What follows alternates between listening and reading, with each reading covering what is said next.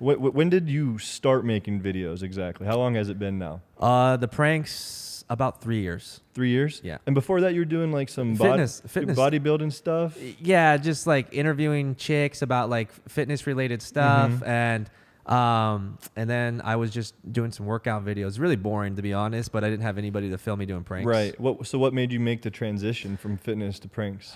Finally got somebody to film for me, which was great. So it was something you always wanted to do? Oh, absolutely. I just don't know how to go about it. Right. A lot of people don't know how to go about it. I feel like that's why they never get started.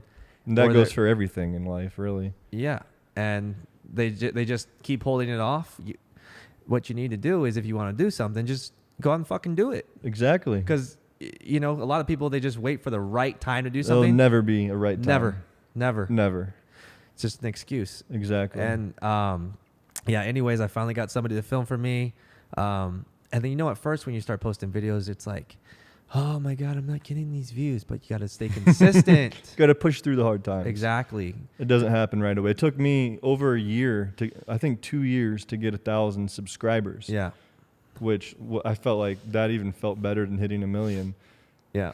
No, I mean, back then 1,000 is a lot. Now it's like, well, 1,000, that's enough. Everyone has 1,000. Exactly. Every girl has 1,000 followers on Instagram. Yeah. So I want to get into like, your journey through YouTube. But before I do that, everyone that I have on the show, I kind of like starting from ground one. Mm-hmm. So, I mean, you come straight out of your mom's vagina. Yeah. Where's that even at? What state are you? What state are you in when that happened? China. No. So I was in Washington State. I was born in Pullman, and then I grew up in Ellensburg for about 10 years, which is like and that's small in Washington. College town. Okay, I didn't know you were from there. Yeah, well, now I look at Washington, unfortunately, but anyways, so lived there for 10 years. Then I moved to Georgia for a year. Really? Because my stepdad, who's a psychopath, okay, they're not together anymore. Mom and stepdad. Got it. But anyways, we moved to Georgia for a year, hated it. And then after that, moved to Arkansas, Fayetteville, Arkansas, where the Razorbacks are for 3 years because my stepdad got like an intern teaching job there. Okay. Then after that, we moved to Wisconsin, like 30, 40 minutes from Milwaukee, which is a shithole. And then... all over the place. Oh, yeah. Holy cow. And then I joined the Navy and did that for 7 years.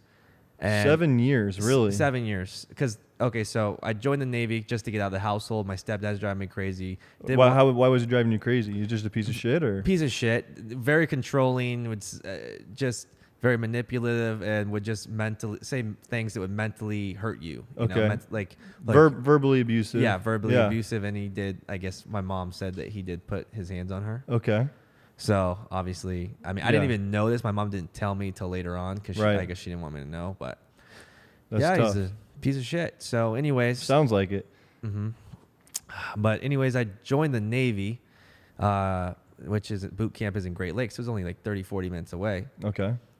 And then got stationed in Washington State on an aircraft carrier for I ended up doing that for 3 years. Wow. Right? So you lived on the aircraft carrier. Well, how does that work? On deployment I did. Okay. But the first thing I did, right? So they told me right after, because you go to like what's called A school to learn your job in the Navy, right?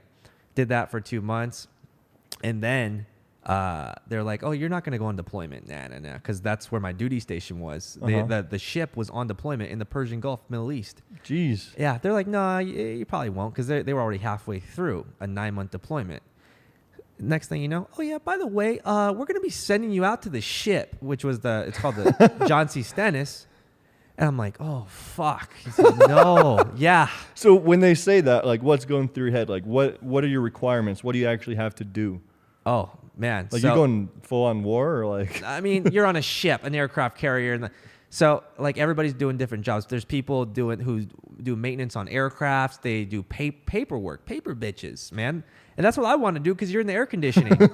I mean, like you don't really have as much of a choice on the aircraft. You're working on a ship. You're not going to go on the front lines. Right. Okay. You're not a Navy SEAL. I mean, that did seem badass at first. And I was like, you know what? That sounds like a lot of work. I mean, yeah, dude, honestly, 16-hour days. I'm not kidding. John says he works 16-hour days. Let him go on an aircraft carrier. All right. I'm just messing with them. No, but so they flew me onto the ship, and they had me working on the flight deck. Have you seen the movie Top Gun? Oh yeah. So the guys on the flight deck who are like, they like go like this. They're signaling the planes and stuff. Right, There's right. the yellow shirts. Then they got the guys in the blue shirts. They're literally moving these fucking big ass tow bars, they're bringing chains to tie the jets down because they don't want the jets to be moving on the flight deck. You know, you're getting Wow. exhaust blown in your face. It's 110 degrees on the flight deck. You're wearing a turtleneck to like protect you from exhaust. You could get sucked into an exhaust. You got to be careful. That'd be a bad way to go. Oh yeah, so I did that, and then eventually, because I came in, it's called undesignated. You don't have an actual job. They just put you where they want to put you, right? Yeah. So then eventually, I was able to pick what I want to do, and I got to do the paperwork, which in that field AC. There you go. it was nice. You ever seen the movie Behind Enemy Lines? That's a good actually one. haven't. That starts off an aircraft carrier. That you got to check that one out. Have you seen It's Top super good. Gun? Tom Cruise? Oh yeah. It's a Goddamn, good Tom one. Cruise, my favorite actor. All right, Chester. Goddamn. So 7 years is what is a requirement when you join the Navy? Is it 4 years? No, is 4 it- years. Yeah. That's what you're required to do. Yes. And after that 4 years, what happens? You can just get out on honorable. Or as long or as you don't can you stay just You as can- long as you want re-enlist. and just keep going up the ladder? Yeah, there's people who do freaking 30 years, man. So after you did your 4 years, what did the next 3 years look like? So the next 3 years, I was stationed in Fort Worth, Texas, which was not on a ship, thank God, because I ended up doing 2 deployments. Like the aircraft carriers, like they told me in the recruiting station, like, oh, it's like a carnival. Or like a carnival It's a cruise. cruise ship. Yeah, it's like a cruise ship. It's fun. It's like a little city. I get down there, I'm like, this is like a fucking prison. Like they literally You can't leave. It's worse than being on a small island. Yeah, and you know how the ships, I don't know if you know, the ships have numbers. Okay. So this was CVN 74, right? We called it Cell Block 74. Okay. Yeah. Yeah. Anyways, after that, 3 years is up, 2 deployments.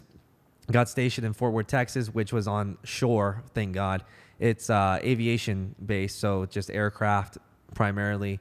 And we got Air Force, Navy, Army, Okay. all in one base. But that gets rowdy. You guys kind of have beef with each other, right? All the different like branches kind of beef yeah, with each other. yeah. But I mean, Marines, like unless they're infantry or special forces, they're doing the same thing Right. as the Navy people. Right. Like they're doing paperwork, they're doing the maintenance on the aircraft and stuff like that, or work the ordnance type of stuff. So yeah, I was stationed there for 3 years, and towards the last year, I just pushed the YouTube stuff, man. Okay, so you were in the Navy while you started your YouTube channel. Yeah, and you know what's funny? What I did for you're gonna laugh at me, man. I think this was right before I started to get the serious Right. with it, right? Dude, I would sit in there when we weren't doing anything, and I'd watch your videos. Okay, that's crazy. I was just watching your videos. I was like, how could I get in a video with this guy? How could I meet That's this guy? so fun. And now you're sitting on my couch I and know. we're talking. I know.